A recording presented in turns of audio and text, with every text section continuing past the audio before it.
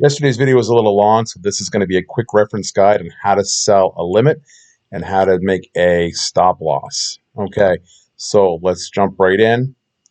First, you want to pick what you want to sell. Up here in this category, select your market. Today, we're going to work with ICP. A limit sale. Click your sell button. There's buy and sell. Click your sell button. Click your limit button because we want a limit sale. This will place a market order. Type the amount or the price that you want it to sell at. We want it to sell at $100. How much do we want to sell? We want to sell 50 of those. Confirm everything's right down here. 50 ICP at $100 each will sell for $5,000. If that's right, click place order. And we're close to 50, so I'm not going to do that. Next, it's a stop. Remember, there's just the extra box up here. So the stop price, that's what's going to initiate the sale in the market order book. So if you want to sell this for $100 and you want $100 to be your lowest price, set your stop price for above the $100. So $100.01, in 10 cents, in 30 cents, in 40 cents. It has to be higher. The amount of ICP you want to sell, we want to sell 100.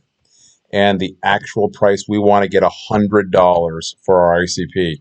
So that'll be the amount that our order will be sold at. It'll initiate or trigger the sale here at the stop price, and it will complete the sale at the limit price. And what we're basically doing is we're placing an order in the order book to guarantee that ours is going to sell. Once you hit that, you place your sell order. It's going to give you this warning. This order may not fill immediately when executed. Are you sure you'd like to continue? Yes, we do. And then down here, it's going to say stop at $100. 100 ICP.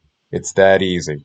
Again, just confirm after you put in your orders, you have the right numbers in here.